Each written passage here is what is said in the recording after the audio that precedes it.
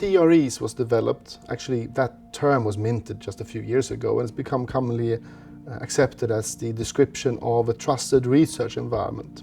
Now, a trusted research environment is mainly constructed to allow a data custodian, normally a biobank or a scientific entity, to share their collection of data with other researchers around the world, academic, in a safe and regulated way, in which they have a high fidelity in terms of access to the data, but the data does not have to be moved and copied.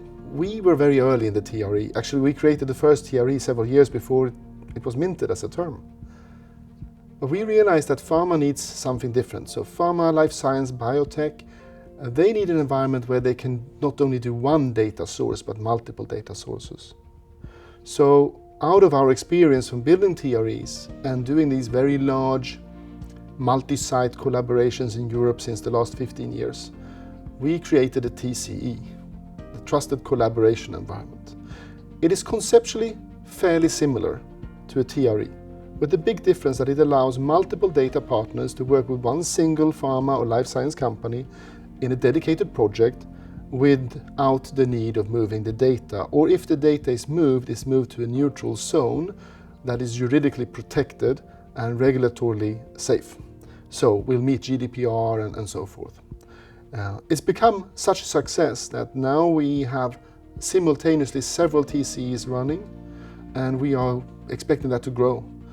The ability to combine different data into one virtual cohort enables a different level of research. Look at, for example, on rare disease. Now, if it's rare or ultra-rare disease, one data partner simply will not cut it. You will need multiple.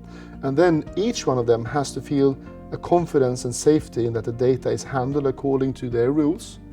And in the TCE, we can set up those rules per entity. It's not only one for all. It enables, for example, today, we are a TCE in Israel that fulfills Israel, that has the hardest privacy and security regulations and regulatory framework for using real-world data globally, as far as we know. And we can solve that too. So the TCE promises a new future for real-world data sharing over borders.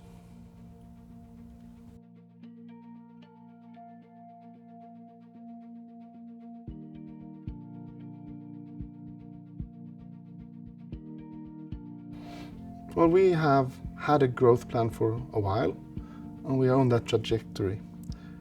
With that said, we believe that we will have an expanded growth, actually. Because what's happening is that there is confidence built in the ability to share data, and as that confidence builds, more data partner feels that this is a good way of doing it. And we have strong faith in that will continue.